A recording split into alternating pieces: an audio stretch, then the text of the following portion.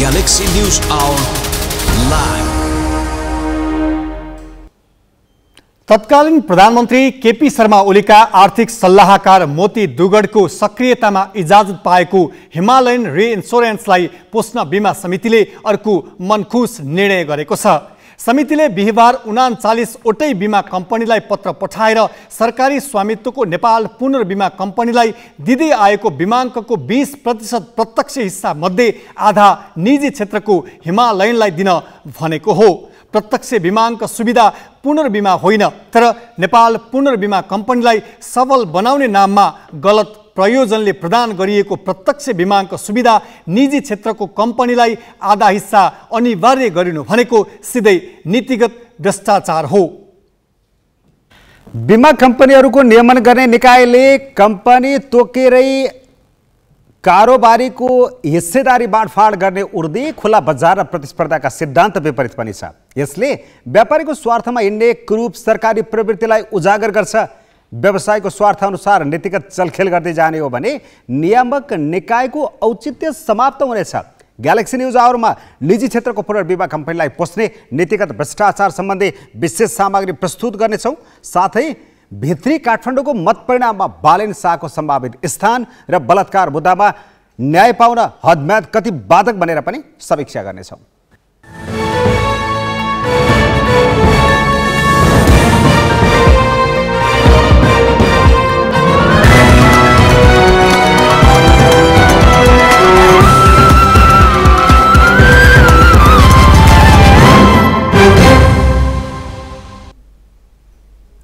नमस्कार, यो हो ग्यालेक्सी न्यूज आवर।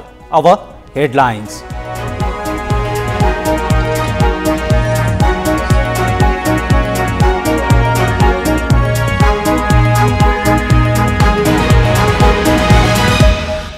स्थानीय निर्वाचनको मतगणना अन्तिम चरणमा करिब 90% को नतिजा आउँदा 45% मा कांग्रेसको नेतृत्व।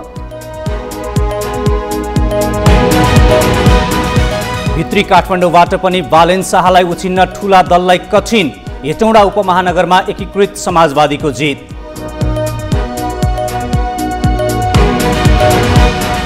बलात्कारीलाई कारवाहीको माग राखी प्रधानमन्त्री निवास बाहिर प्रदर्शन। अनुसन्धान अघि बढाउन सरकारलाई सभामुखको रुलिङ। सर्वोच्चकै नजिर भन्छ हदम्याद बाधक बन्न सक्दैन।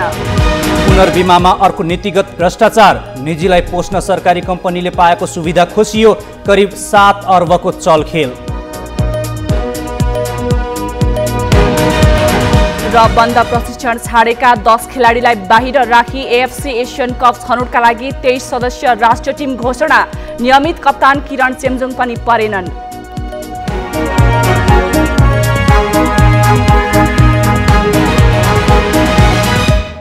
स्थानीय तहको निर्वाचनको मतगणना अन्तिम चरणमा पुगेको छ। अब 90 भन्दा कम स्थानीय तहको मात्र अन्तिम परिणाम आउन बाँकी छ। अहिलेसम्म सार्वजनिक परिणाम अनुसार करिब 300 स्थानीय तहमा नेपाली कांग्रेसका उम्मेद्वार विजयी भएका छन्। कांग्रेसले 114 नगरपालिकामा प्रमुख र 184 गाउँपालिकामा अध्यक्ष पद जितेको छ। कांग्रेसले अघिल्लो निर्वाचनमा 266 स्थानीय तह जितेको थियो। कांग्रेसले मध्य प्रदेशको स्थानीय तहमा आफ्नो उपस्थिति बलियो बनाएको छ। एमाले दोस्रो स्थानमा छ भने जसले 63 नगरपालिका सहित 185 स्थानीय तहमा जित हासिल गरेको छ। खास गरी बागमती र लुम्बिनीमा कमजोर देखिएको एमाले मधेसमा आफ्नो उपस्थिति बढाएको देखिन्छ। उसले पर्सामा 13 मध्ये 5 वटा स्थानीय तहको प्रमुख पद जितेको छ।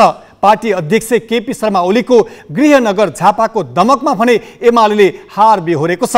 दमक नगरपालिकाको प्रमुखमा राप्रपाका राम थापा विजयी भएका छन्। काभ्रेमा एमालेको विरासत अशोक बेन्जुले जोगाइदिएका छन्। उनी धुलीखेल नगरपालिकाको प्रमुखमा दोहोरिरहँदा एमाले जिल्लाका अन्य 12 स्थानीय तहमा हार बेहोरेको छ। माओवादी केन्द्रले 113 स्थानीय तह जितेको छ। उसले जितेको पालिका मध्ये 20 वटा नगरपालिका हुन्। अघिल्लो निर्वाचनमा माओवादीले 106 पालिका जितेको थियो। जारी मतगणनामा माओवादीले केही स्थानीय तहमा अग्रता लिइरहेको छ। उसले मधेसमा भने पहिलाको शक्ति गुमाएको छ। जनता समाजवादी पार्टीले 21 स्थानीय तहमा जित हासिल गरेको छ। जसपाले वीरगञ्ज महानगरको प्रमुख जित्ने पक्का पक्की जस्तै देखिएको छ। मधेसका केही स्थानीय तहमा उसले अग्रता लिइरहेको छ। नेकपा एकीकृत समाजवादीले प्रमुख जितेका स्थानीय तह 16 पुगेका छन्। हेटौडा उपमहानगरपालिकाको प्रमुखमा एकीकृत समाजवादीकी मीना लामा विजयी भएकी छन्। सत्ता गठबन्धनका तर्फबाट उनले एमालेका अनन्त पौडेललाई हराएकी हुन्। चितवनको राप्ती नगरपालिका प्रमुखमा पनि एकीकृत समाजवादीका उम्मेद्वार विजयी भएका छन्। लोकतान्त्रिक समाजवादी पार्टीले जितेको स्थानीय तह 10 पुगेको छ। जारी मतगणनामा विराटनगर महानगरमा नेपाली काङ्ग्रेसका नागेश कोइरालाले जित नजिक पुगेका छन्। काठमाडौँ महानगरमा स्वतन्त्र उम्मेद्वार बालेन्द्र शाहले अग्रता बढाई छन्। ललितपुर महानगर र पोखरा महानगरमा सत्ता गठबन्धनकै उम्मेद्वार अगाडि छन्। भरतपुर महानगरमा माओवादी केन्द्रकै रेणु दाहालले एमालेका विजय सुवेदीसँगको मतान्तर बढाएर 3000 कटाएकी छन्। अहिलेसम्म करिब 90% स्थानीय तहको अन्तिम नतिजा आइसकेको छ।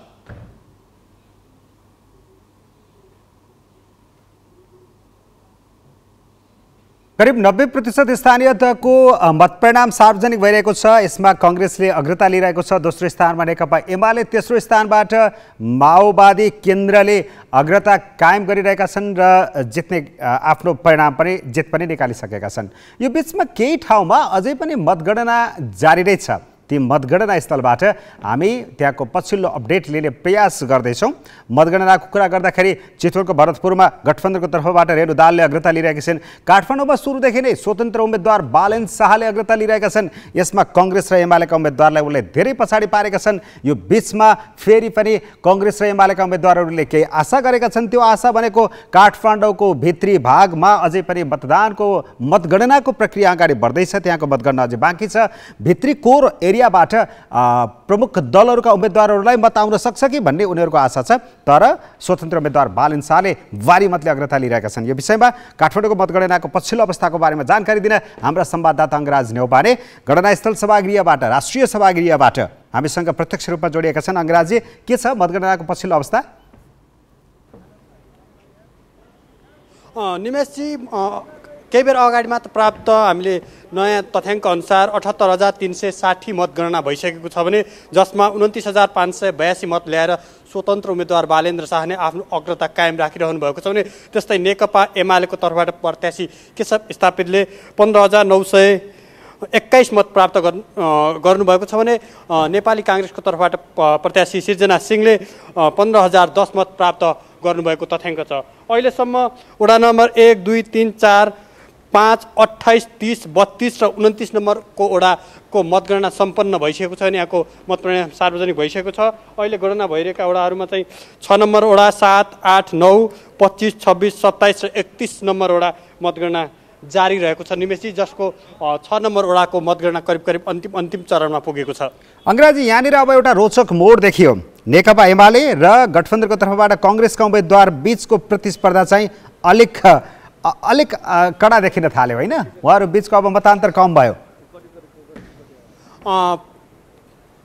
पक्कै पनि निमेशजी, कोर एरिया सुरु हुने बित्तिकै प्रथम स्थानमा रहेका बालेन्द्र शाहको अग्रता चाहिँ करिब डबल मतको अन्तरमा छ भने दोस्रो र तेस्रो स्थानमा रहेका प्रतिस्पर्धी बीच चाहिँ तीव्र प्रतिस्पर्धा भइरहेको अवस्था देखिएको छ। कति अन्तर देखियो? सृजना सिंह र केशव स्थापित बीचको अहिलेको अन्तर कति रह्यो? अहिलेको अन्तर सृजना सिंहको 15,010 हुँदाखेरि केशव स्थापितको 15,921 मत आएको छ। हस्, अब यहाँनिर एउटा अर्को पनि केही विश्लेषण अनुमानहरू पनि छ। केही मान्छेहरू र खास गरी कांग्रेस र एमालेको तर्फबाट गरिएको अनुमान के छ भने काठमाडौँको भित्री एरियातिर मतगणना हुँदाखेरि बालेन्द्र शाहसँगको मतान्तर चाहिँ अब घट्छ भन्ने पनि अनुमान गरिएको छ। तर अहिले गणना भइरहेको अन्तिम परिणाम सार्वजनिक भइरहेको ओडाले के सङ्केत गरे? जुन रूपमा पछिल्लो समय कोर एरिया भनेर चिनिएका वडाहरूको मतगणना सुरु भएको छ त्यसले पनि खासै त्यस्तो ठुलो अन्तर चाहिँ देखाएको छैन। पक्कै पनि प्रमुख दलका उम्मेदवारहरूको मत सङ्ख्या चाहिँ त्यो एरियामा बढेको छ, तर जसरी उनीहरूले आकलन गरेका थिए नतिजालाई नै उलटपलट पार्ने गरी मत परिणाम सार्वजनिक हुन्छ भनेर जुन वडाबाट आश गरेको थिए त्यो प्रकारको मत चाहिँ भइरहेको छैन। अहिले पनि केही स्थानमा बालेन्द्र शाह नै अगाडि हुनुहुन्छ भने केही स्थानमा झिरोमतले तलमाथि भइरहेको अवस्था छ। यसले कोर सिटीको जुन मतगणना सम्पन्नपछि नतिजामा केही परिवर्तन आउँछ भन्ने प्रमुख दलहरूको बुझाइ थियो, जुन भनाइ थियो, त्यसमा चाहिँ केही सङ्ख्या गर्नुपर्ने चाहिँ अवस्था आएको छ प्रमुख दलहरूले नै। हस्, धन्यवाद अङ्गराजी। त्यहाँ पानी पनि परिरहेको छ, हामी त्यो पनि देखिरहेका छौँ। अपडेटको लागि धेरै धेरै धन्यवाद छ अङ्गराज न्यौपाने। काठमाडौँ महानगरपालिकाको मतगणना भइरहेको स्थल राष्ट्रिय सभागृहबाट मतगणनाको पछिल्लो अवस्थाको बारेमा जानकारी गराउँदै। अब यसपछि हामी काठमाडौँ महानगरपालिकाबाट लाग्न चाहन्छौँ भरतपुर महानगरपालिकातर्फ, जहाँ छन् हाम्रा संवाददाता प्रकाश सिग्देल। प्रकाश जी, चितवनको भरतपुर महानगरपालिकामा अहिले कति जति मतगणना सकियो, अब कति बाँकी छ र अहिलेसम्मको तपाईँसँग भएको पछिल्लो विवरण के छ?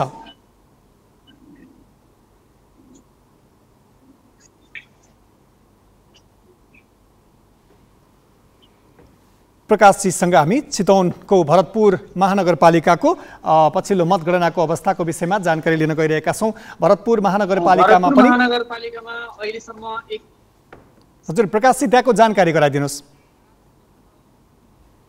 मतगणना गरिएको छ, यहाँसम्म आइसक्दाखेरि 3000 मतको अन्तरले 92 मत रेणु दाहालले प्राप्त गर्नुभएको छ भने 19,747 मतले प्राप्त गर्नुभएको छ।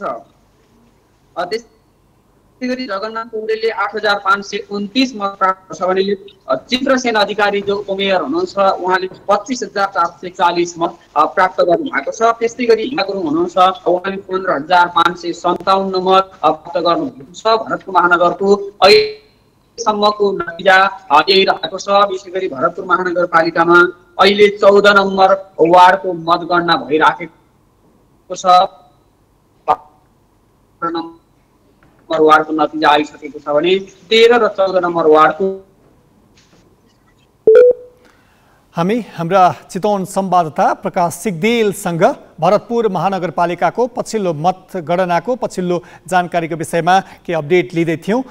भरतपुर महानगरपालिकामा सुरुवाती वडाहरूको गणना गर्दाखेरि 1, 2, 3, 4, 5, 6 सम्मको वडाको मतगणना गर्दाखेरि नेकपा एमालेका उम्मेद्वार र गठबन्धनको तर्फबाट नेकपा माओवादी केन्द्रकी उम्मेद्वार रेणु दाहाल बीच तीव्र प्रतिस्पर्धा थियो भने त्यसपछि 7, 8, 9, 10 लगायतका वडाहरूको मतगणना गर्दाखेरि त्यसलाई बिस्तारै अग्रता कायम गर्दै त्यो मतान्तर पनि गठबन्धनकी तर्फबाट उम्मेद्वार बनेकी रेणु दाहालले बढाउँदै लगेकी छन्।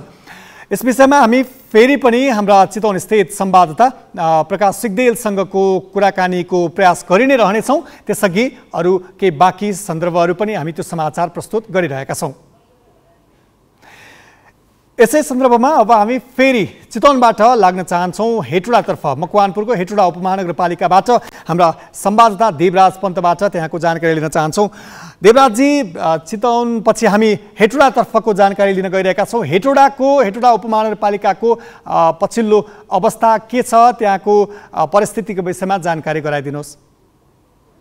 नवराजी, यति बेला हेटुडा उपमहानगरपालिकाको यो सम्पूर्ण मत परिणाम करिब सकिएको अवस्था छ। यो घोषणा हुन मात्रै बाँकी छ। यो लगभग चाहिँ मतगणना कार्य चाहिँ लगभग सकिएको छ र यो कागजी प्रक्रिया मिलाएर निर्वाचन आयोगले चाहिँ यो घोषणा मात्रै गर्न बाँकी छ। अहिलेसम्मको अवस्थामा चाहिँ गठबन्धनको तर्फबाट एकीकृत समाजवादी कि उम्मेद्वार मीना कुमारी लामा मेयरमा निर्वाचित भइसक्नु भएको छ। घोषणा मात्रै हुन बाँकी छ उनको। त्यसै गरी उपमेयरमा पनि गठबन्धनकै तर्फबाट नेपाली काङ्ग्रेसका राजेश कुमार बानिया उनी पनि निर्वाचित भइसकेका छन् भने अब करिब 19वटा वडाहरू मध्ये 11 नम्बर वडाको केही 25-30वटा मात्रै मत गन्न बाँकी छ र त्यसपछि सम्पूर्ण चाहिँ मत गणना कार्यहरू सम्पन्न हुने भनेर हामी जानकारी पाएका छौँ। अघि दिउँसो करिब 1-1.5 घन्टा अगाडि चाहिँ निकटतम प्रतिद्वन्दी नेकपा एमालेका अनन्त प्रसाद पौडेल र एमालेको तर्फबाट उपमेयरकी उम्मेद्वार सुमित्रा काफ्लेले चाहिँ दुवै निर्वाचित हुन लागेका उम्मेदवारहरूलाई चाहिँ शुभकामना दिएर यहाँबाट गइसक्नु भएको अवस्था छ भने अब केही बेरमा मात्रै यहाँ हेटौँडा उपमहानगरपालिकामा मेयर र उपमेयर को घोषणा हुने कार्य हुँदैछ। अब केही बेरमा हुँदैछ। हामी अहिले निर्वाचनको यो मतगणना स्थलमा नै छौँ। अहिलेसम्म 19वटा वडामध्ये चाहिँ 11 नम्बर वडाको चाहिँ करिब 25-30वटा मात्रै मत गन्न बाँकी भनेर हामीले जानकारी पाएको अवस्था छ। देवराजजी, हेटौडा नेकपा एमालेको बलियो पकड भएको क्षेत्रको रूपमा रहेको थियो। यो पार्टी फुड पछिको अहिलेको यो परिणामले त्यहाँ एमाले धेरै क्षति बेहोरेको अवस्था देखिएको होइन? हो, पक्कै पनि यो जुन नेकपा एमाले विभाजित भइसकेपछि एकीकृत समाजवादी अर्को छुट्टै पार्टी बन्यो र एकीकृत समाजवादी बनिसकेपछि तल्लो तहसम्म पनि यो जुन वडा स्तरमा समेत पार्टी मात्रै होइन त्यहाँका कार्यकर्ता शुभचिन्तकहरू समेत विभाजित भइसकेपछि र अहिलेको 2074 सालको उपमेयर विजेता जो हुनुहुन्थ्यो विजय हासिल गरेको उपमेयर मीना कुमारी लामा उनै यो पार्टी विभाजन भइसकेपछि एकीकृत समाजवादीतर्फ गइन् र उनै आज चाहिँ मेयरका रूपमा चाहिँ अब फेरि अब यो 5 वर्ष कार्यकालका लागि आज यो विजय हुँदैछन् र सम्भवतः अब स्टेसनमा हुँदैछ। समग्र मैले यो भन्नुपर्दा चाहिँ 73,414 मत खसेको छु हेटौडा उपमहानगरपालिकाको लागि। त्यसमा चाहिँ करिब 73,200 भन्दा बढी मत गनिसकेको अथवा गणना भइसकेको हामीले जानकारी पाएका छौँ र केही मत मात्रै अब कागजी रूपमा मात्रै प्रक्रिया मिलाउन बाँकी हो भन्ने हामीले जानकारी पाएका छौँ। समग्र यो हेटौडा उपमहानगरपालिका मात्रै होइन समग्र मकवानपुर जिल्लाको हकमा पनि एमाले क्षति बेहोरेको अवस्था छ। 2074 सालमा 6वटा पालिकामा विजय हासिल गरेको एमाले यसपटकको निर्वाचनमा चाहिँ 2वटा पालिकामा आएको छ। बाँकी चाहिँ अन्य पार्टी अन्य गठबन्धनले विजय हासिल गरेको अवस्था छ भने वडाहरूमा समेत त्यस्तै छ। मकवानपुर जिल्लामा 102वटा वडाहरू छन्। त्यसमध्येमा नेपाली काङ्ग्रेसले 44वटा वडा अध्यक्ष जितेको छ। त्यसै गरी माओवादी केन्द्रले 24, एमाले 33 र एकीकृत समाजवादीले 1वटा वडा हेटौडा उपमहानगरपालिकाको 9 नम्बर वडा चाहिँ एकीकृत समाजवादीले एउटा वडा जितेको अवस्था छ भने एमाले त्यसमा वडामा समेत तेस्रो स्थानमा पुगेको अवस्था छ सम्पूर्ण मकवानपुरको जिल्लाको कुरा गर्दा समेत। हस्, धन्यवाद देवराजजी। उनी थिए हाम्रा हेटौडा स्थित संवाददाता देवराज पन्त र हेटौडा उपमहानगरपालिकाको निर्वाचनको कार्यालयले औपचारिक घोषणा गर्न बाँकी रहे तापनि मत परिणामका आधारमा त्यहाँ नेकपा एकीकृत समाजवादीकी मीना कुमारी लामा निर्वाचित भइसकेका छन्। स्थानीय तह निर्वाचनको यसपालिको नतिजा एमालेका लागि अनुकूल रहेन। पार्टी अध्यक्ष केपी ओलीले 70% स्थानीय तह जित्ने दावी गरेका थिए, तर 30% भन्दा बढ्ने स्थिति देखिएको छैन। अघिल्लो निर्वाचनमा सबैभन्दा धेरै पालिका जितेको एमाले यसपालि काङ्ग्रेसभन्दा निकै कम पालिकामा खुम्चिन पुगेको छ। माओवादीसँग काङ्ग्रेसको तालमेलले आफ्नो स्थिति कमजोर भएको निष्कर्षमा एमाले आसन्न निर्वाचनमा वाम तालमेलको खोजीमा लागेको छ। बिरालो किन्नु पर्दैन भन्ने तपाईँलाई थाहा छैन? जसले ठुलो कचौरा दुध भात दिन्छ उसै कहाँ जान्छ? त्यसको कुनै सवाल जवाब छ? मैले होइन, हाम्रो क्रय शक्ति काङ्ग्रेसको भन्दा बढी छ। बिराला यो एमाले अध्यक्ष केपी शर्मा ओलीले वैशाख 25 गते दिएको अभिव्यक्ति हो। उनले काङ्ग्रेससँग सत्ता साझेदारी र स्थानीय तह निर्वाचनमा गठबन्धन गरिरहेको माओवादी केन्द्रको खिसीट्युरी गरे। निर्वाचन अघि नै एमाले नेता घनश्याम भुसालले वाम एकता र तालमेल नै कम्युनिस्ट आन्दोलन रक्षाको बाटो भएको बताएका थिए, तर उनको कुरा एमालेका कुनै नेताले पनि सुनेनन्। ओलीले सार्वजनिक मञ्चबाटै भुसालको आलोचना गरे। निर्वाचन परिणाम भने ओलीले चाहे विपरीत आयो। एमाले दोस्रो स्थानमा खुम्चियो।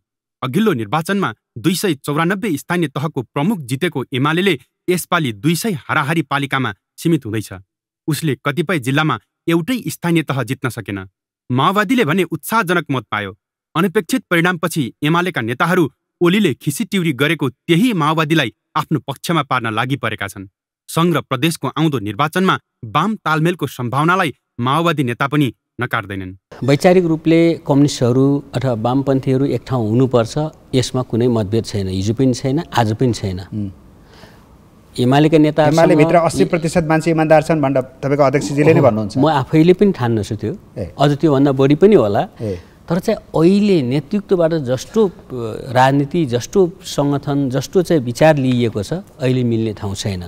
कुरो हुन्छ, एमालेका साथीहरूसँग हुन्छ, अस्ति सँगै पार्टीमा सँगै बसेको, हाउसमा दिनदिनै जस्तो भेट हुन्छ।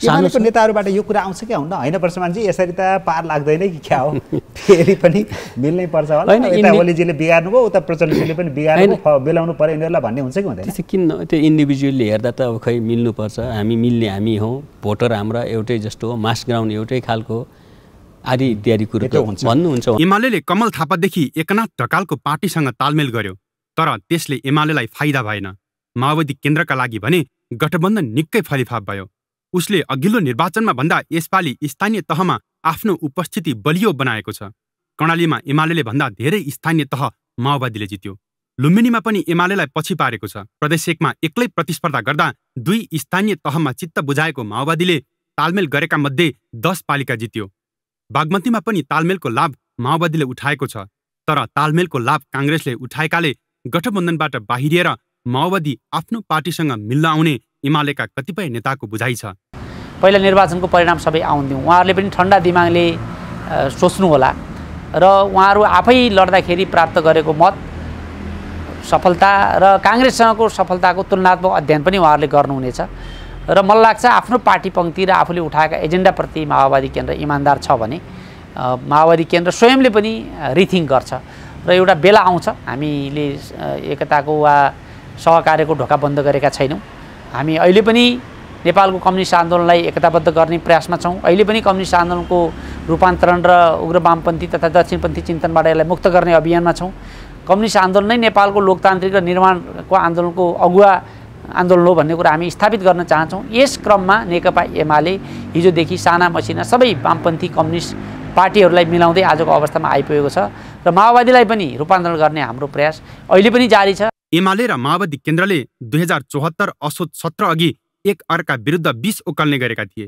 तर त्यतिखेर संघीय र प्रदेश सभा निर्वाचनका लागि गठबन्धन मात्र गरेनन् 2075 जेठ 3 मा पार्टी एकीकरण नै गरे भलै पार्टी एकता टिक्न सकेन अहिलेको परिणामले एमाले नेताहरू आसन्न निर्वाचनका लागि माओवादीसँग गठबन्धन गर्न आवश्यक रहेको निष्कर्षमा पुगिसकेका छन् त्यसो त एमालेका नेताले नेकपा एकीकृत समाजवादीसँग पनि छलफल थालेका छन् क्यामेरामा सञ्जय घिमिरेका साथ अक्षर काका ग्यालेक्सी फोके काठमाडौँ अब केही न्युज संक्षेपमा नेपाली कांग्रेसले चुनाव सकिएको 8 दिनपछि धाँधली भएको निष्कर्ष निकाल्दै बाजुराको बुढीगङ्गा नगरपालिकामा पुनः मतदानको माग गरेको छ शुक्रबार कांग्रेस केन्द्रीय कार्यालयका मुख्य सचिव कृष्ण प्रसाद पौडेलले विज्ञप्ति जारी गरी पुनः मतदानको माग गरेका हुन् कांग्रेसले एमाले कार्यकर्ताले उसका उम्मेदवार तथा प्रतिनिधिलाई आक्रमण गरेको र मतदान केन्द्रबाट लखेटेर बुथ नै कब्जामा लिएको आरोप लगाएको छ भयरहित वातावरणमा मतदान गर्न पाउने अधिकार एमालेले बिथोलेकाले पुनः मतदान हुनुपर्ने उसको माग छ वैशाख 30 गते नै मतदान सम्पन्न भए पनि बुढीगङ्गामा मतगणना गरिएको छैन आयुक्त सगुन शमशेर राणा नेतृत्वको टोलीले स्थलगत अध्ययनपछि प्रतिवेदन बुझाएको 3 दिन बितिसक्दा पनि आयोग अनिर्णित छ स्थानीय तहका नवनिर्वाचित जनप्रतिनिधिको 5 वर्षे कार्यकाल आज सुरु भएको छ 2074 मा निर्वाचित जनप्रतिनिधिको कार्यकाल बिहीबार मध्यरातदेखि सकिएपछि नयाँ जनप्रतिनिधिको कार्यकाल आज सुरु भएको हो निर्वाचनको अन्तिम मत परिणाम आउन बाँकी भए पनि 753 पालिकाकै कार्यकाल आज सुरु भएको मानिने निर्वाचन आयोगले जनाएको छ नयाँ जनप्रतिनिधिका लागि मतदान वैशाख 30 गते शुक्रबार देशभर सम्पन्न भएर अहिले मतगणना भइरहेको छ सम्पन्न निर्वाचनको अहिलेसम्म 670 पालिकाको परिणाम आएको छ सत्तारूढ दल कांग्रेसले सबैभन्दा धेरै पालिकामा प्रमुख र उपप्रमुख जितेको छ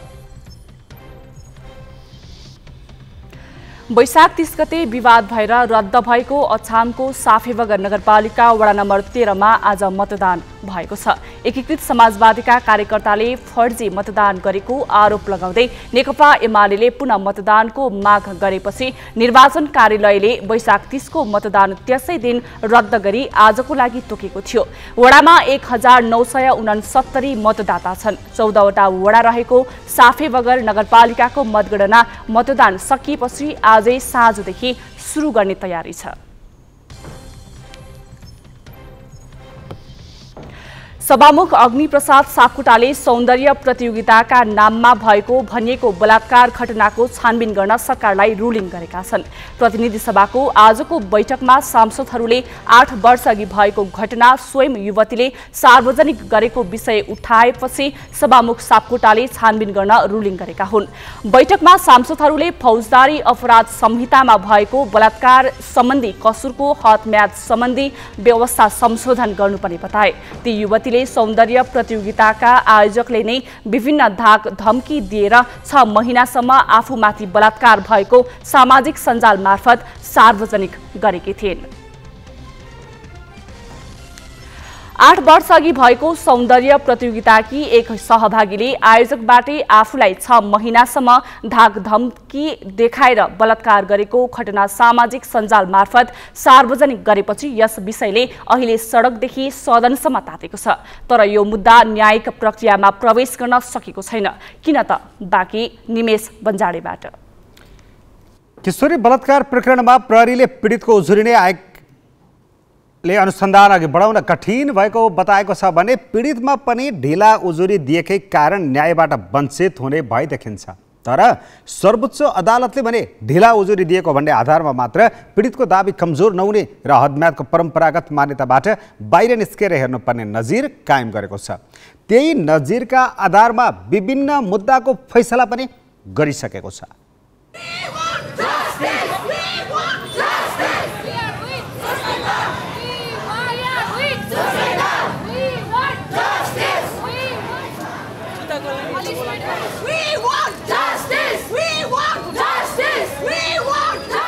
आठ वर्ष अघि भएको सौन्दर्य प्रतियोगिताकी एक सहभागीले आयोजकबाटै आफूलाई 6 महिनासम्म धाक धम्की देखाएर बलात्कार गरेको आरोपसहित सामाजिक सञ्जाल मार्फत सार्वजनिक गरेपछि त्यो विषय अब सडकमा आएको छ। पीडितले सार्वजनिक रूपमै सबै विवरण खुलाइसक्दा पनि प्रहरीले अनुसन्धान नथालेको र कानुनी व्यवस्था पनि पीडितका लागि सहयोगी नभएको गुनासोसहित शुक्रबार बालुवाटार स्थित प्रधानमन्त्रीको सरकारी निवास अगाडि प्रदर्शनकारीले चर्का नाराबाजी नै गरे। कयौं केसहरू हामीसँग छन् जो बोल्न सकेको छैन, हिंसामा प्रताडित छ तर आवाज आउन सकेको छैन र कानुनी हदम्यादले गर्दा चाहिँ उनीहरूको आवाज दबिरहनु परेको छ र अपराधीहरू चाहिँ खुलमखुल्ला हिँडिरहेको छन्। त्यस्तो हुन हामीले दिनु हुँदैन र यो कानुनको हदम्यादको जुन नियम छ यसले च्यालेन्ज गर्नुपर्छ र यसले परिवर्तन गर्नुपर्छ। जुन 1 वर्षभित्रै केस फाइल गर्नुपर्ने भन्ने जुन यो कानुन छ त्यो चाहिँ बदलाव ल्याउनै पर्छ। किनभने सबै मान्छेले न्याय खोजेकै हुन्छन्। अब ढिलो होस् चाँडो होस् होइन, त्यो सबैले न्याय पाउनै पर्छ। अब मान्छेहरूको यो नेपालमा यो वातावरण छैन, सबैजनाले अब आजै गएर केस फाइल गर्ने त्यो माइन्डसेट हुँदैन, सबै डराउँछ। उहाँहरू एक्लै लड्नुहुन्छ, एक्लै सफर गर्नुहुन्छ र लामो समयपछि उहाँहरू बाहिर आउनुहुन्छ। जुन हिम्मत जुटाएर उहाँहरू बाहिर आउनुहुन्छ त्यति बेला त्यसलाई हाम्रो देशको कानुनले, हाम्रो न्यायालयहरूले त्यसलाई सम्बोधन गर्नुपर्ने हो न्यायपूर्ण ढङ्गले। वुमेनले जस्तो लुगा लायो जे होस्, इट्स नट देयर फल्ट। आफ्नो चोइस हो उसको। मेन आफ्नो मेन्टालिटी चेन्ज गर्नुपर्ने हो यो कुरा।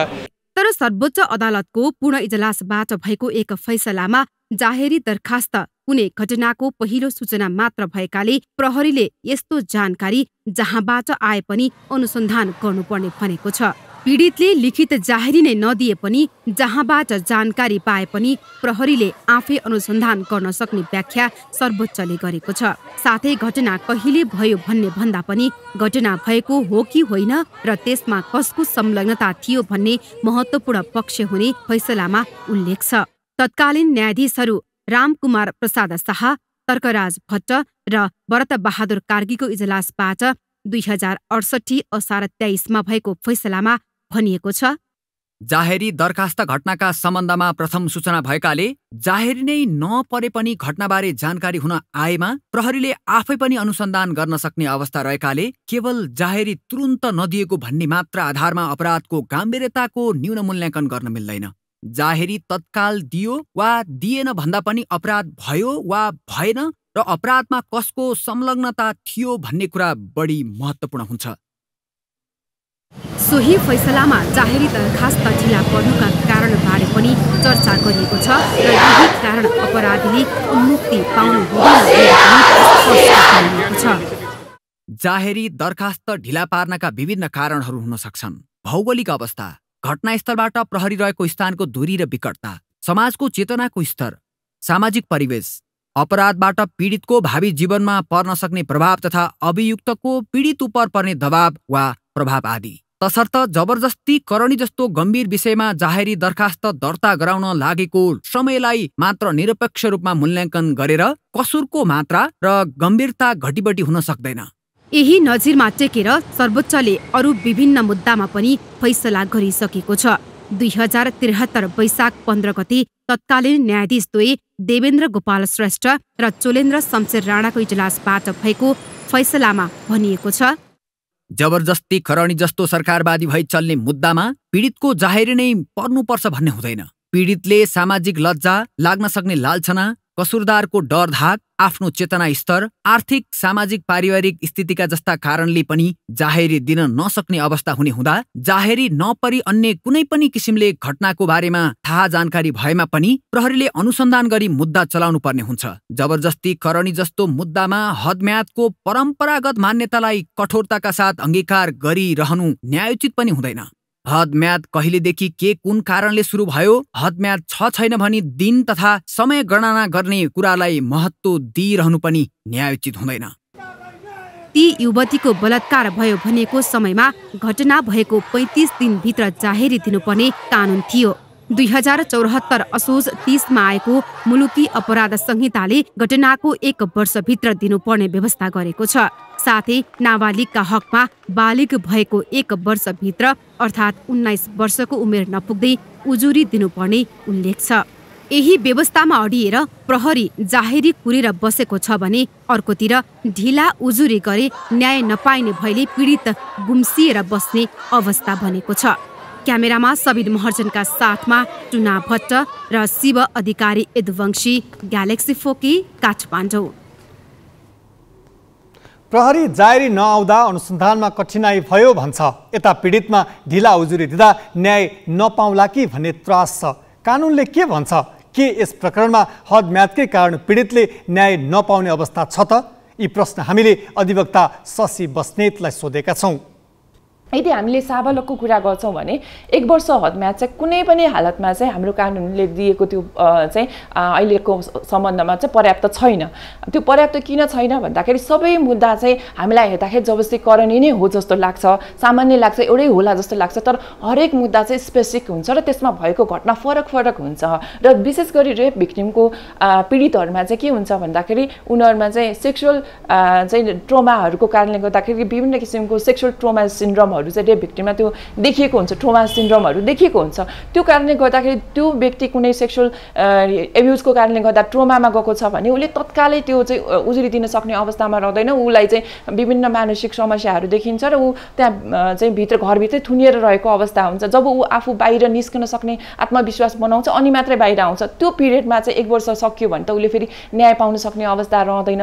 अब जहाँसम्म अहिलेको चाहिँ घटनाको कुरा गरौँ, त्यो घटनाको कुरा गर्दाखेरि चाहिँ हामीले यो घटनालाई दुईतिरबाट चाहिँ हेर्नुपर्ने हुन्छ। यो जबरजस्तीकरणी मात्रै हो कि यसमा अरू कुनै अपराध पनि भएको छ भन्ने कुरालाई चाहिँ हेर्नुपर्ने र विचार गर्नुपर्ने हुन्छ। र त्यो कुराको लागि हामीले जो पीडित भन्नुभएको छ, पीडितसँग पनि कुरा गर्न, परामर्श गर्न आवश्यक देखिन्छु मैले चाहिँ, होइन।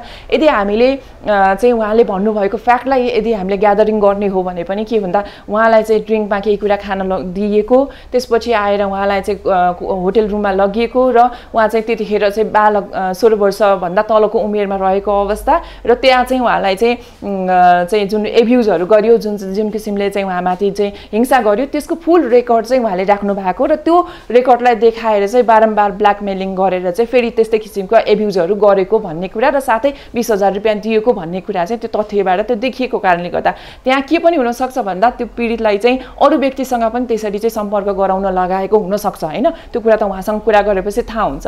यदि त्यस्ता कुराहरू देखिएको छ भनेदेखि चाहिँ त्यो सेक्सुअल एक्सप्लोइटेसन हो, त्यो होइन यौन शोषण गरेको भन्ने कुरा देखिरहेछ भने हामीले त्यो कुराहरू इस्टाब्लिस भयो भने हामी जानुपर्ने चाहिँ कहाँ हुन्छ, उहाँले न्याय माग्दाखेरि भने यो चाहिँ बेचबिखन गरेको हो भनेर चाहिँ जान सक्ने ठाउँ रहन्छ। र यदि हामी मानव बेचबिखन अन्तर्गत मुद्दामा जान सकियो भनेदेखि र यी सबै फ्याक्टरहरूले चाहिँ त्यो कुरा इस्टाब्लिस गर्छ भनेदेखि चाहिँ त्यस्तो अवस्थामा हदम्याद लागू हुँदैन। अब रह्यो यहाँ चाहिँ उहाँले चाहिँ होइन म चाहिँ रिमेडी रेप मुद्दामै खोज्छु भनेर भन्नुभयो भने हो, हाम्रो चाहिँ प्रहरीले जाहेरी नलिन सक्छ होइन, इन्कार गर्न सक्छ। तर के हो भन्दाखेरि हदम्यादको कुराले उसले इन्कार गर्ने अधिकार उसलाई छैन, उसले लिनुपर्छ। यदि पीडितले जाहेरी नै दिएको छैन भने पनि यस्तो इन्फर्मेसन बाहिरबाट आइसकेपछि चाहिँ अनुसन्धान गरेर चाहिँ त्यो अपराधीलाई कारबाही गर्ने दायित्व चाहिँ प्रहरीकै हो होइन। र पनि अब हुनसक्छ उसको जाहेरी दर्ता नगर्न सक्छ, त्यस्तो भयो भने पनि उहाँले चाहिँ त्यो जाहेरी विरुद्ध चाहिँ दर्ता नगरेको विरुद्ध चाहिँ उहाँले चाहिँ अदालतमा चुनौती दिने अधिकार चाहिँ उहाँलाई रहन्छ। किन भन्दाखेरि अपराध पीडितको संविधानमा नै अधिकार राखेको छ, मौलिक हकको रूपमा राखेको छ।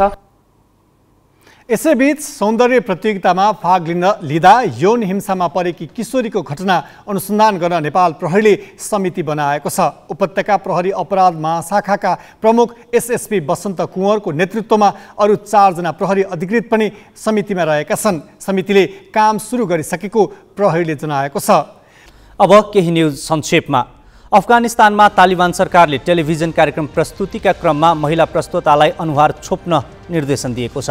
सार्वजनिक स्थानमा महिलाले अनिवार्य रूपमा बुर्का लगाउनुपर्ने नियम लगाइएको केही सातामै तालिबान सरकारले महिला प्रस्तोतालाई पनि टेलिभिजनमा प्रसारण हुँदा बुर्का अनिवार्य गरेको हो।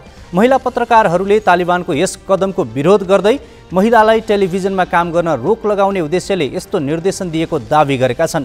टेलिभिजनको पर्दामा कार्यक्रम चलाउँदा वा समाचार वाचन गर्दा बुर्का लगाउने नियम शनिबारदेखि कार्यान्वयन गर्न तालिबानले निर्देशन दिएको छ। उसले सबै सञ्चार माध्यमलाई महिलाको अनुहार देखाएर टेलिभिजन पर्दामा नदेखाउन छुट्टा छुट्टै निर्देशन समेत दिएको पत्रकारहरूले बताएका छन्।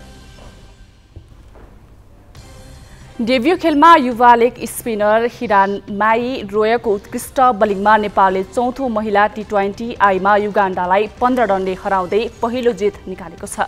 यसअघि नै श्रृङ्खला गुमाइसकेको नेपालले श्रृङ्खला 3-1 को स्थितिमा पुर्याएको छ। 18 ओभरमा छुट्याएको खेलमा नेपाल 17.5 ओभरमा 97 रनमा अल आउट भयो। ओपनर ज्योति पाण्डेले सर्वाधिक 17 रन, बिन्दु रावलले 16 रन र सीता राणा मगरले 11 रन जोड्दा अन्य खेलाडीले दोहोरो रन छुन सकेनन्।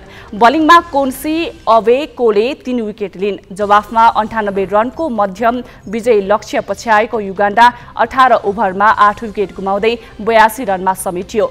युगान्डाकी जेनेत मुआबाजीले सर्वाधिक 21 रन बनाइन्। बलिङमा हिरान माई रोयले 2 विकेट लिँदै राष्ट्रिय टिमको डेब्यूलाई शानदार बनाएकी छन्। अब नेपालले अन्तिम खेल भोलि खेल्नेछ।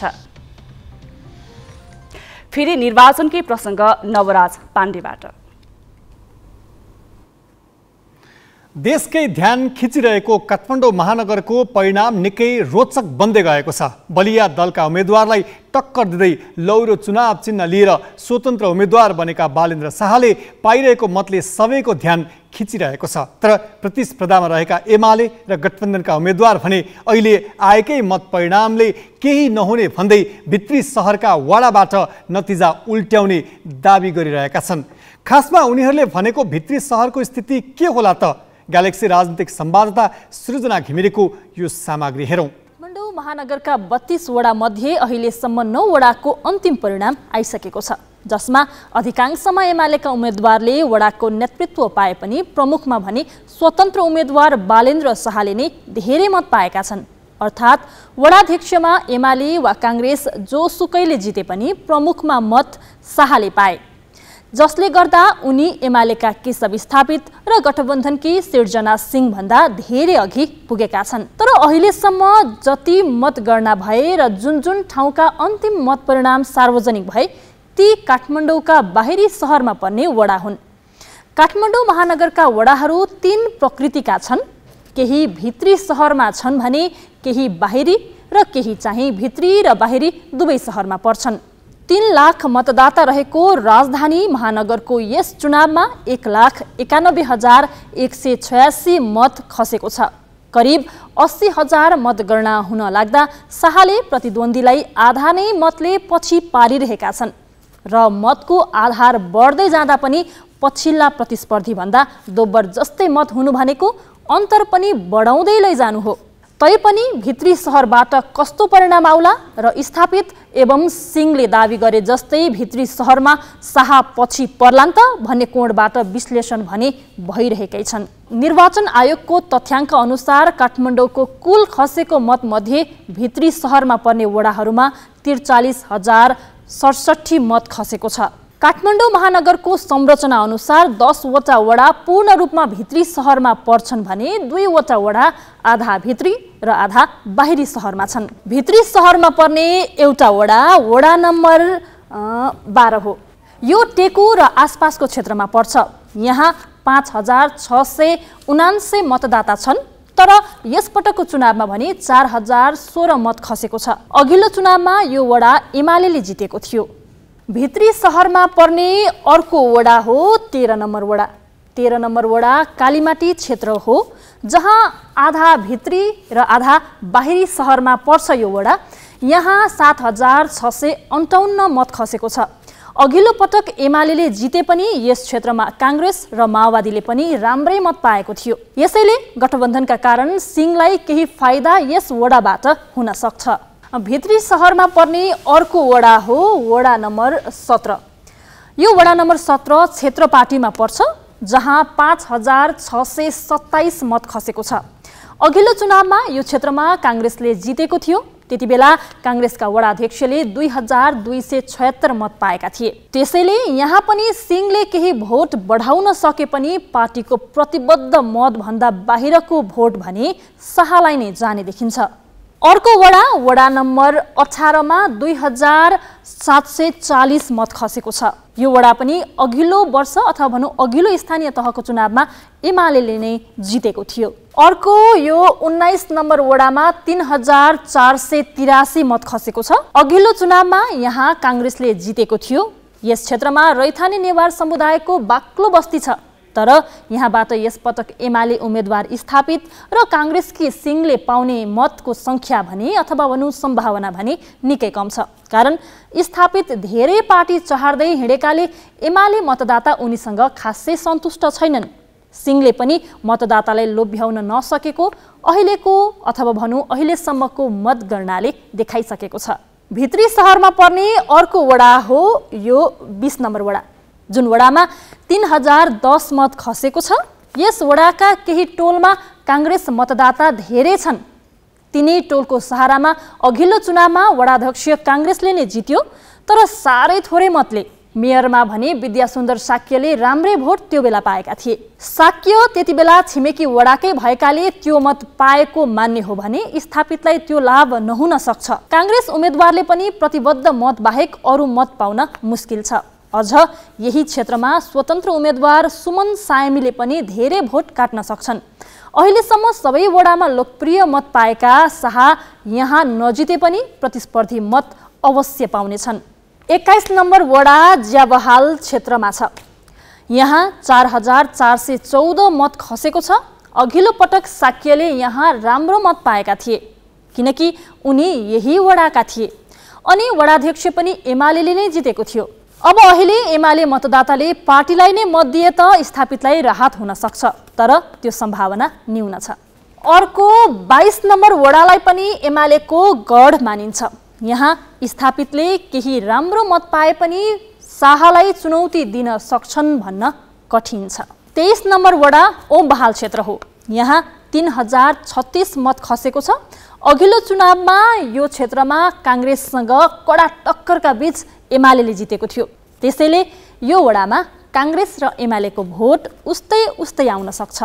भित्री सहरमा पर्ने अर्को वडा 24 नम्बर वडा हो। यो मक्खन क्षेत्र हो। यहाँ 3,474 मत खसेको छ। यहाँबाट पनि एमालेले ठिकै भोट ल्याउन सक्छ भन्ने आशा त गरिएको छ, तर मत गन्दा कस्तो परिणाम आउँछ हेर्न बाँकी छ। भित्री सहरमा पर्ने अर्को वडा हो यो 25 नम्बर वडा। यो वडामा 4,441 मत खसेको छ। यहाँ एमाले र काङ्ग्रेसको हाराहारी उपस्थिति देखिन्छ। अघिल्लो चुनावमा वडाध्यक्ष एमाले विजयी भए पनि मतान्तर धेरै थिएन। माओवादी केन्द्र र समाजवादीको पनि यहाँ राम्रै पकड भएकाले गठबन्धनका उम्मेदवारलाई फाइदा हुन सक्छ। भित्री सहरमा पर्ने अर्को वडा हो वडा नम्बर 27। यो वडा महाबौद्ध क्षेत्रमा छ अथवा भनौँ महाबौद्ध क्षेत्रमा पर्छ।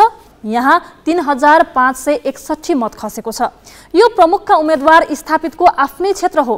अहिलेसम्मको गणनामा यहाँ उनैले अग्रता लिइरहेका पनि छन्। तर शाहले पनि राम्रै मत हासिल गरिरहेका छन्। यसपालि प्रमुख पदमा ठूला दलका उम्मेदवारले धेरैतिर हन्डर खाइसकेका छन्। उही पार्टीका वडाध्यक्षका उम्मेदवारले राम्रै मत पाउँदा पनि प्रमुखमा भने धेरैले स्वतन्त्रलाई रुचाएका छन्।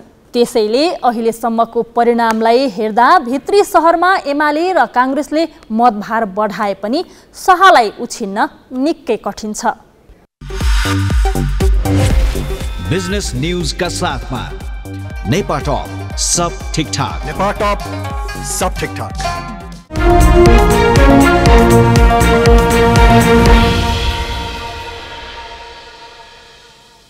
बीमा क्षेत्रको नियामक निकाय बीमा समितिले केही व्यापारीको प्रभावमा इजाजत पाएको निजी कम्पनीका लागि सरकारी कम्पनीको व्यापारलाई खोस्ने निर्णय गरेको छ। वार्षिक 7 अर्ब रुपियाँको सरकारी कम्पनीको कारोबारको निश्चित हिस्सा निजी कम्पनीलाई दिने गरी नीतिगत चलखेल गर्दा बीमा समितिका पदाधिकारी विवादमा तानिएका छन्। बीमा समितिले बिहिबार 39 वटै बीमा कम्पनीका नाममा पत्र काट्यो। पत्रमा बीमा कम्पनीहरूले नेपाल पुनर्बीमा कम्पनीलाई दिँदै आएको बीमाङ्कको 20% प्रत्यक्ष हिस्सा मध्ये आधा निजी क्षेत्रको हिमालयन रि इन्स्योरेन्सलाई दिन निर्देशन दिइएको छ। नेपाल पुनर्बीमा सरकारी स्वामित्व रहेको कम्पनी हो। हिमालयन रि निजी क्षेत्रको लगानीमा 1 वर्ष अघि लाइसेन्स पाएको कम्पनी हो। यो कम्पनीले लाइसेन्स पाएको विषय नै विवादित थियो। तत्कालीन प्रधानमन्त्री केपी ओलीका आर्थिक सल्लाहकार मोती दुगडको सक्रियतामा समितिले हिमालयन रिलाई लाइसेन्स दिएको थियो। सोही कम्पनीलाई पोस्ने गरी समितिले 2078 मङ्सिर 9 गते सबै बीमा कम्पनीलाई नेपालभित्रै पुनर्बीमा गर्न र विदेशमा गर्नुपर्ने भए स्वीकृति लिन निर्देशन दिएको थियो। समितिले फेरि हिमालयन रिलाई नै पोस्ने गरी अर्को विवादित निर्णय गरेको छ। खुला बजारमा प्रतिस्पर्धाबाट व्यापार गर्छु भनेर आएका कम्पनीमाथि नियामक निकायले नियमन गर्ने हो, निगरानी गर्ने हो। तर उनीहरूको व्यापार कसरी बढाउने भनेर सोच्ने होइन। तर बीमा समितिले भने सरकारी स्वामित्वमा रहेको नेपाल पुनर्बीमा कम्पनीले पाउँदै आएको सुविधा कटौती गरी निजी क्षेत्रको हिमालयन रि इन्स्योरेन्सलाई दिने गरी बीमा कम्पनीहरूलाई निर्देशन दिएको छ। यस्तो निर्देशन केही व्यापारिक घरानियाहरूको स्वार्थमा आएको भनेर आलोचना भइरहेको छ। खासमा प्रत्यक्ष बीमाङ्क सुविधा पुनर्बीमा होइन। यस्तो सुविधा पुनर्बीमा कम्पनीलाई दिइनु पनि हुँदैन। तर समितिले निजी कम्पनी हिमालयन रिको प्रभावमा परेर उसको पक्षमा निर्णय गरेको छ। समितिको निर्णयबाट नेपाल पुनर्बीमाले वार्षिक 3.5 अर्ब रुपियाँको व्यापार गुमाउनेछ। त्यो रकम हिमालयन रिले पाउनेछ। समिति एउटै ऐन अनुसार सञ्चालनमा रहेका कम्पनीमाथि समान व्यवहार गर्नु आफ्नो दायित्व भएको भन्छ। एउटै कानुनले स्थापना गर्छ, एउटै पुँजीको आधार छ, एउटै व्यवसाय गर्न भनेर बसेको दुवै कम्पनीलाई होइन म त फलानलाई मात्रै दिन्छु, म त फलाना दिन्न भनेर भन्न सकिने आधार हामीसँग हुन्छ कि हुँदैन भन्ने कुरो। तेस्रो नियामकले हेर्ने विषय के? नियामकले चाहिँ कम्पनीहरूको चाहिँ प्रगति हेर्ने हो, उसलाई डेभलप गर्ने हो, उसलाई चाहिँ क्यापेसिटेट गर्ने हो र सकेसम्म राष्ट्रको हितमा चाहिँ राष्ट्रभित्र भएको पुँजीलाई चाहिँ परिचालन गराउने हो। त्यो पाटोमा चाहिँ हाम्रो यो निर्णय भएको हो। त्यसकारणले यसमा मैले चाहिँ चलखेलको ठाउँ केही पनि हेरेको छैन होइन। फेरि बराबरी हामीले किन बाँड्यो भने दुवै कम्पनीले चाहिँ एउटै व्यवसाय गर्ने हो होइन। बराबरी बाँड्यो पनि र बराबरी घटायो पनि। अब अर्को वर्षदेखि घट्न पनि थाल्छ, बराबरी नै गर्छ। त्यसो त अर्थमन्त्री जनार्दन शर्मा पनि हिमालयन रिलाई नै पोस्ने पक्षमा थिए। उसको पक्षमा निर्णय गराउन उनले मन्त्री परिषदमा प्रस्ताव नै लगेका थिए। तर हिमालयन रिलाई व्यापार दिलाउने विषय मन्त्री परिषदको क्षेत्राधिकारभित्र नपर्ने भनेर प्रधानमन्त्री कार्यालयका उच्च अधिकृतले प्रश्न उठाएपछि प्रस्ताव तुहिएको थियो। शर्माले चाहेको निर्णय सिलवालले गरिदिएका छन्।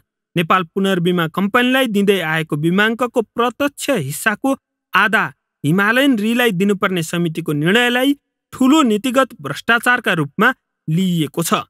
क्यामेरामा योगेश लामाका साथ चिरञ्जीवी भट्टराई, ग्यालेक्सी फोके, काठमाडौँ। नियमित कप्तान किरण चेम्जोङ र प्रशिक्षक संघको विवादमा मुछिएका 10 खेलाडीलाई बाहिरै राखेर एएफसी एसियन कप छनौटका लागि राष्ट्रिय टिम घोषणा गरिएको छ। टिम घोषणा लगत्तै अखिल नेपाल फुटबल सङ्घ एन्फाले प्रशिक्षक खेलाडी विवाद छानबिन समितिको प्रतिवेदन पनि सार्वजनिक गरेको छ। प्रतिवेदनमा विवादमा मुछिएका खेलाडीलाई टिममा सहभागी नगराउन सुझाव दिएको छ भने कुवेतमा हुने छनौट प्रतियोगितापछि प्रशिक्षकको विकल्प खोज्न सिफारिस गरिएको छ। 10 खेलाडीलाई बाहिर राखी प्रमुख प्रशिक्षक अब्दुल्ला अल मुताइरीले एएफसी एसियन कप क्वालिफायरको लागि 23 सदस्यीय नेपाली राष्ट्रिय टिमको घोषणा गरेका छन्। 23 सदस्यीय टिममा नियमित कप्तान तथा गोलकिपर किरण चेम्जोङ अटेनन्। नेपाली फुटबलको पछिल्लो विवादमा एउटा स्टेटस लेख्नु बाहेक उनी अन्यत्र कतै देखिएका छैनन्, जसमा उनले आफू खेलाडीको पक्षमा रहेको बताएका थिए। हाल मालदिप्सको एक क्लबबाट व्यावसायिक फुटबल खेलिरहेका उनले त्यसपछि भने यो विवादमा कुनै टिप्पणी नै गरेका छैनन्। 14 वर्षदेखि राष्ट्रको लागि खेलेका किरणलाई एउटा स्टेटसले टिम बाहिरको सजाय इन्फाले सुनाएको छ। यत्रो लामो समयबाट राष्ट्रिय टिमको लागि योगदान गरेर आइरहेको समयमा आफू टिममा नपर्दाखेरिको अनाउन्समेन्ट सुन्दाखेरि चाहिँ आई वाज लाइक सरप्राइज नै भयो भनौँ न। छैन कुरा केही भएको थिएन मसँग फेडरेसनबाट बिचमा खेल्नुपर्छ एसी कप जसरी पनि भनेर। आई डोन्ट नो कुन रिजनमा मलाई चाहिँ अब टिमबाट बाहिर गरियो होइन, एउटा क्याप्टेन जस्तोलाई एउटा बिना इन्फर्मेसन। विवादकै क्रममा अहिले टिममा भएका 4 खेलाडीले पनि किरणले जस्तै स्टेटस सामाजिक सञ्जालमा पोस्ट गरेका थिए। उनीहरू टिममा नै छन् तर किरणलाई भने हटाइयो। यो सुनियोजित भएको अनुभव किरणले गरेका छन्। यसअघि नै भारतमा रहेका गोलकिपर भविन्द्र मल्ल ठकुरीलाई बोलाएर प्रशिक्षणमा सहभागी समेत गराइएको थियो, तर उनले केही दिनमै क्याम्प छोडे। यसले पनि किरणलाई टिममा नै नराख्ने र उनको विकल्प पहिलेदेखि नै खोजिएको राष्ट्रिय टिमको घोषणाले पुष्टि गरेको छ। टिममा अहिले परेका तिनै गोलकिपरले राष्ट्रिय टिमबाट अहिलेसम्म डेब्यू भने गरेका छैनन्। 4 जना प्लेयरले तपाईले भन्नुभएको जस्तै एउटा जुन एउटा क्याम्पमै भएको प्लेयरले स्ट्याटस लेख्दाखेरि पनि उहाँहरूलाई चाहिँ फर्गिभ गरेर टिममा सामेल गरेर अहिले टिममा पनि उहाँहरू हुनुहुन्छ होइन। तर जुन चाहिँ अब मैले पनि एउटा जुन प्लेयरहरू भिक्टिम भएको थियो उहाँहरूलाई उहाँहरूको लागि स्ट्यान्ड लिँदाखेरि एउटा स्ट्याटस लेख्दाखेरि चाहिँ म चाहिँ टिमबाट बाहिरिने भन्दाखेरि सरासर यहाँ चाहिँ पर्सनल इको र एउटा प्लान योजना सँगै उहाँहरू लाग्नु भएको जस्तो लाग्छ र मलाई चाहिँ मेन चाहिँ एउटा पर्सनल इको नै जस्तो लाग्छ। मलाई चाहिँ एउटा प्लेयरलाई चाहिँ जानी अट्याक नै गरेको जस्तो पनि लाग्छ मलाई। सबैभन्दा महत्त्वपूर्ण कुरा किरणको विकल्पमा अहिले अन्य गोलकिपर छैनन् भन्दा फरक नपर्ला। नियमित रूपमा उनले नेपालको गोल पोस्ट सम्हालेका छन्। यसअघि प्रशिक्षक अब्दुल्ला अल मुताइरीको पनि उनी पहिलो रोजाइको गोलकिपर नै हुन्। फिटनेसमा उनी अब्बल छन्, इन्जुरी छैन, तर पनि टिममा स्थान बनाउन सकेनन्। 14 वर्ष राष्ट्रको लागि गरेको योगदानको कदर उनले अपमानबाट पाएका छन्। राष्ट्रिय टिमको घोषणा लगत्तै एन्फाले खेलाडी प्रशिक्षक विवाद छानबिन समितिको प्रतिवेदन साँझ सार्वजनिक गरेको छ, जसमा पछिल्लो विवादमा खेलाडी प्रशिक्षक र एन्फाको कमजोरी औँल्याइएको छ। तर सोही प्रतिवेदनमा विवादमा संलग्न खेलाडीलाई भने एएफसी छनौटमा सहभागी नगराउन सुझाव दिएको छ। प्रशिक्षकको हकमा भने एएफसी कप पछि विकल्प खोज्न सिफारिस गरिएको छ। खेलाडीलाई टिममा सहभागी नगराउने सिफारिस कार्यान्वयन गरेको एन्फाले प्रशिक्षकको विकल्प खोज्छ वा खोज्दैन प्रतीक्षा गर्नुपर्ने भएको छ। हामी ग्यालेक्सी न्यूज आवरको अन्त्यमा छौं। जाँदा जाँदै हेडलाइन्स।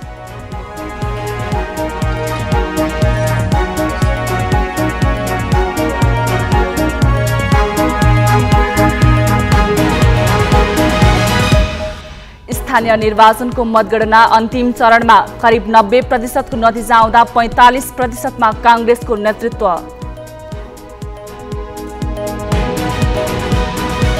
भित्री काठमाडौँबाट पनि बालेन शाहलाई उछिन्न ठूला दललाई कठिन। हेटौँडा उपमहानगरमा एकीकृत समाजवादीको जित।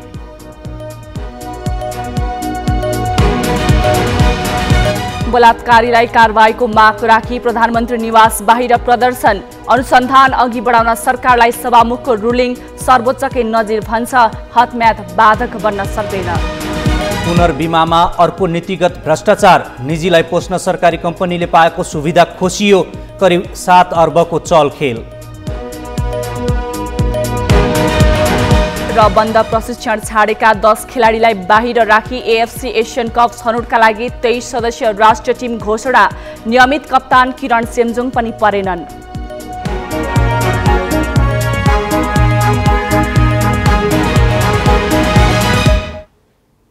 आजलाई ग्यालेक्सी न्यूज आवर सकियो।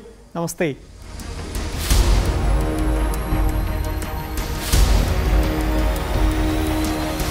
This is Galaxy News Hour Live.